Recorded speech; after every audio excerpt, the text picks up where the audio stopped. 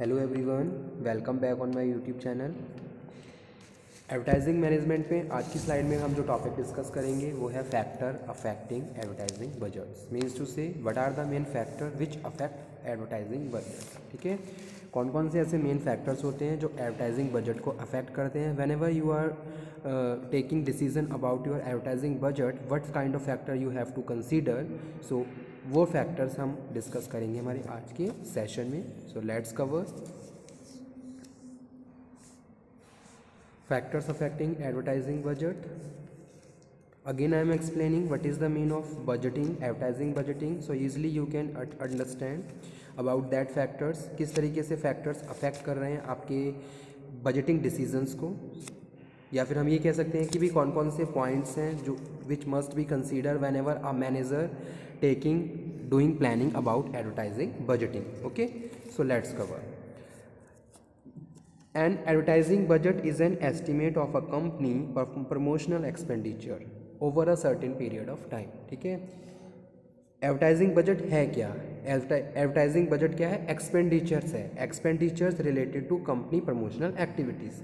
आप अपने प्रोडक्ट को प्रमोट करने के लिए जितनी भी प्रमोशनल एक्टिविटीज़ को परफॉर्म कर रहे हो, ठीक है, over a certain time of period, और उसमें जितना भी खर्चा होने वाला है, जितना भी एक्सपेंडिचर होने वाला है, दैट इज़ एडवर्टाइजिंग बजटिंग। वही एडवर्टाइजिंग बजट है। ठीक है, अगर बजट की बात करूं, budget is a financial representation about organisation operations and allocation of fund, कि भी पूरे एक सर्टेन टाइम पीरियड में हमें कितनी एक्टिविटीज़ परफॉर्म करनी है और उन अलग अलग एक्टिविटीज़ के लिए कितना कितना फंड एलोकेट किया गया, दैट रिप्रेजेंटेशन इज़ बजटिंग।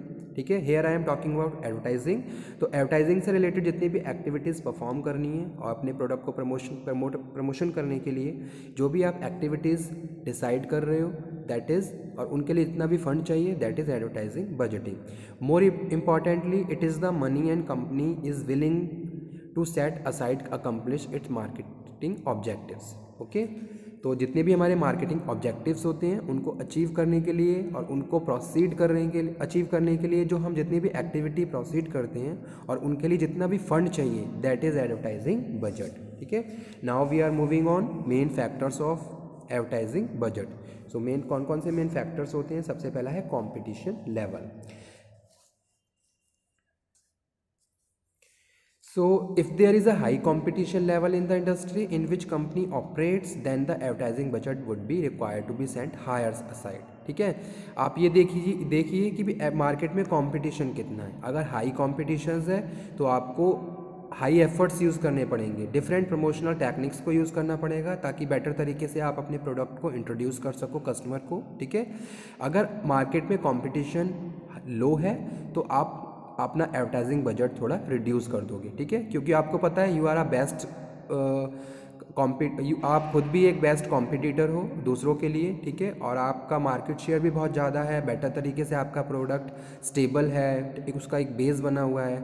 तो इस तरीके की अगर सिचुएशन है आपके प्रोडक्ट और आपकी ऑर्गेनाइजेशन की, तो वहाँ पे there is a no need to pay high amount on promotional activities. ठीक है, so if there is a high competition level in the industry in which company operates, then advertising budget would be required to be sent higher aside to get noticed. ठीक है, in case monopoly exists or where there is a least level of competition involved, the company will need to invest less marketing. Okay, जैसा कि अभी मैंने आपको बताया। Next है existing market share.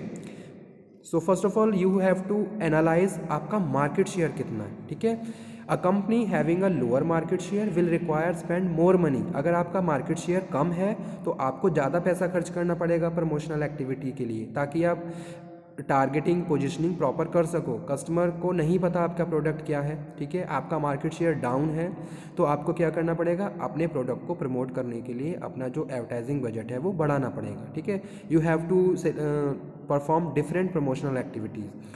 On the other hand, companies with larger market share can spend less their promotional activities. ठीक है, अगर कोई कंपनी जिसका मार्केट शेयर बहुत ज़्यादा है, so there is a no need to spend a huge amount on promotional activities. ठीक है, क्योंकि आपका मार्केट पहले से ही ज़्यादा है, ऑलरेडी कस्टमर अवेयर है about your product and services, किस तरीके की प्रैक्टिस आप प्रोवाइड करवा रहे हो।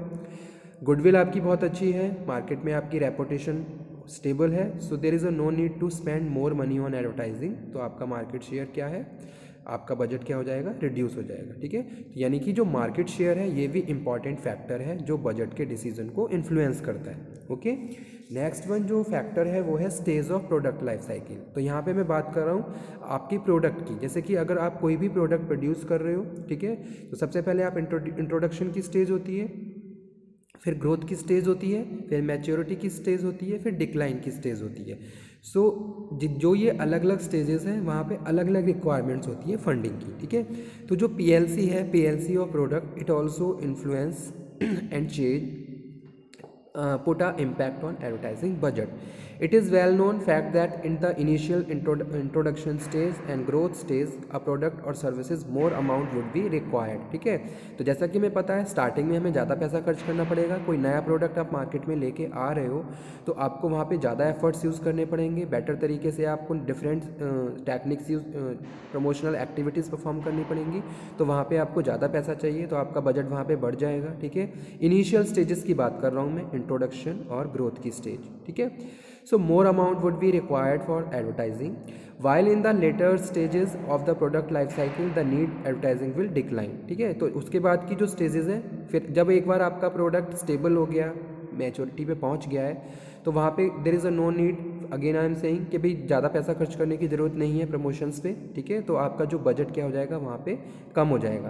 तो जो पीएलसी होती है, product life cycle of any product, उसके बेसिस पे भी हम अपने बजट को एस्टिमेट करते हैं। ठीक है, तो ये भी एक इम्पॉर्टेंट फैक्टर है जो हमारे बजट के डिसीजन को इन्फ्लुएंस करता है और कुछ फैक्टर्स को चेंज करता है। ओके, और उसके बाद नेक्स्ट जो फैक्टर है वो है डिसाइडेड फ्रीक्वेंसी ऑफ एडवर्टाइजिंग।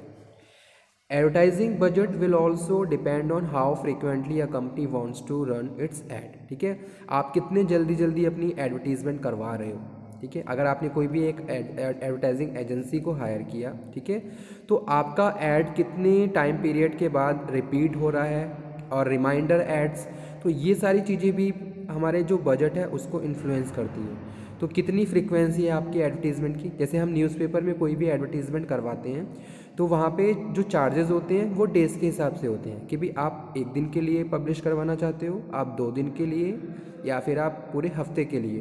तो जो डेज़ होते हैं उसके हिसाब से अमाउंट चेंज हो जाता है। ठीक है, तो जो फ्रीक्वेंसी होती है, फ्रीक्वेंसी भी हमारे एडवर्टाइजिंग डिसीजंस को, बजटिंग के डिसीजन को इन्फ्लुएंस करती है। ओके, और उसी हिसाब से फिर हम अपने बजट को सेट करते हैं। आपको लग रहा है आपको लोकल मार्केट में, रीजनल मार्केट में या फिर रूरल मार्केट में फ्रीक्वेंसी बढ़ानी पड़ेगी ताकि इजीली आप अपने कस्टमर को अवेयर कर सको, इंट्रोड्यूस कर सको, मोटिवेट कर सको, परसुएट कर सको, तो आपकी फ्रीक्वेंसी वहाँ पे बढ़ जाएगी। ठीक है, तो वहाँ पे आपको अपना बजट भी बढ़ाना पड़ेगा। तो जो फ्रीक्वेंसी होती है ये भी हमारे एडवर्टाइजिंग बजट को इन्फ्लुएंस करती है। Now we are moving on advantages. क्या एडवांटेजेस होते हैं, so let's cover. The overall advertisement expenses of the company remain monitored. ठीक है, तो इससे हमें ये पता चल जाता है कि पूरा मतलब कि जितनी भी प्रमोशनल एक्टिविटीज़ हैं, कितनी प्रमोशनल एक्टिविटीज़ हमें परफॉर्म करनी है और उसमें कितना पैसा लगने वाला है। ठीक है, so company remain monitored and it ensure that actual expense remain with in a prescribe limit. ठीक है, और हम वहाँ पे हम एक अपनी लिमिट भी सेट कर लेते हैं। हम ये भी देख लेते हैं हम खुद फाइनेंशियली कितने स्ट्रांग हैं और हमें कितने मेन फंक्शन परफॉर्म करने हैं, तो एक लिमिट वहाँ पे क्या हो जाती है, सेट हो जाती है। नेक्स्ट क्या है, when the budget is followed it ensured that the advertisement activities are done as per advertisement goals only, no unnecessary expenses is incurred. ठीक है, तो यहाँ पे हम बात कर रहे हैं जब आपने अपने ऑब्जेक्टिव डिसाइड कर लिए कि भाई ये आपकी प्रमोशनल ऑब्जेक्टिव है, तो आप उसी हिसाब से एक्टिविटीज़ परफॉर्म करते हो और उसी हिसाब से फंड एलोकेट करते हो, तो वहाँ पे एक्स्ट्रा कॉस्ट इनकर्ड होने के चांसेस नहीं होते हैं। ठीक है, आपको पता है आपकी लिमिट कितनी है, कौन से आपको फंक्शन परफॉर्म करने हैं और उसके लिए कितना फंड आपने एलोकेट किया है, तो वहाँ पे आपकी कॉस्ट अदर जो एरिया है वहाँ पे आपकी कॉस्ट इनकर्ड नहीं होगी, तो ये भी एक इम्पॉर्टेंस है। नेक्स्ट है each advertisement activity is capped under supervision. जितनी भी आप एक्टिविटीज़ परफॉर्म कर रहे हो वो एक सुपरविज़न की जा रही है, उनको सुपरवाइज किया जा रहा है, and remain control well with in budget, ठीक है। और वो एक्टिविटी हम बजट में ही कंप्लीट कर रहे हैं। अगर मैंने ये डिसाइड कर लिया कि भाई डिज़ाइनिंग के लिए मुझे इतना अमाउंट मैंने एलोकेट किया है तो मैं उससे ज़्यादा यूज़ नहीं करूँगा, ठीक है, उतने ही अमाउंट में ही मैं अपनी डिज़ाइनिंग कंप्लीट कर लूँगा, ठीक है। अगर आपने ये डिसाइड किया कि भाई जितने भी फंक्शंस हैं, जितने भी एक्टिविटीज़ हैं प्रमोशन से रिलेटेड, और उनके लिए आपने जो बजट डिसाइड किया है उतना ही आप लगाएंगे, उससे ज़्यादा पैसा वहाँ आप खर्च नहीं करेंगे। तो ये भी एक इम्पॉर्टेंस है एडवर्टाइजिंग बजट का, कि भाई जो भी आपने डिसीज़न लिए हैं, जो भी आपने प्लानिंग करी है, आप उसी हिसाब से काम कर रहे हो, उसके बियॉन्ड जाके काम नहीं कर रहे हो, ठीक है। डिसएडवांटेजेस भी हैं, जहाँ कुछ एडवांटेजेस होते हैं तो डिसएडवांटेजेस भी होते हैं, ये तो ऑब्वियस है। So let's cover what are the main disadvantages. Inaccurate budget can attract unnecessary cost, ठीक है। अगर बजट एक्यूरेट नहीं है तो बहुत सारी अननेसेसरी कॉस्ट भी वहाँ पे इंक्लूड हो जाती है। Since the target of the budget would be not be met, ठीक है। अगर हम अपने बजट टारगेट को नहीं मीट कर पाते तो वहाँ पे क्या होता है, एक्स्ट्रा कॉस्ट लग जाती है। So it may be costly affair of the company. Since advertising cost will also be ultimately recovered from the customers, फिर क्या होता है, उसको फिर कस्टमर से ही कवर किया जाता है, ठीक है। उसमें क्या होता है, प्राइस बढ़ा दिए जाते हैं, पर यूनिट कॉस्ट बढ़ जाती है, अगेन उस अमाउंट को कस्टमर से ही लिया जाता है। So the price of product will increase, ठीक है, तो प्राइस बढ़ जाएंगे। So okay, thank you very much. अगर किसी भी स्टूडेंट को कोई डाउट हो, कोई क्वेरी हो, तो वो दोबारा से डिस्कस कर ले एडवर्टाइजिंग बजट के बारे में, ठीक है। तो एडवर्टाइजिंग बजट का हमारा ये टॉपिक फिनिश हो चुका है, हमारे सारे सब टॉपिक्स कवर हो चुके हैं। अगर किसी भी स्टूडेंट को कोई डाउट हो, if you have any doubt, any query in advertising budget, then you can again discuss, ठीक है। एग्ज़ाम पॉइंट ऑफ व्यू से टॉपिक इंपॉर्टेंट है, कई बार एडवर्टाइजिंग बजट का क्वेश्चन पूछा गया है, तो आप इसको अच्छे से प्रिपेयर कर लीजिए, और कोई डाउट हो तो आप दोबारा से डिस्कशन कर सकते हो, ठीक है। It is a financial statement about the promotional expenditure over a certain time period. Okay, thank you very much.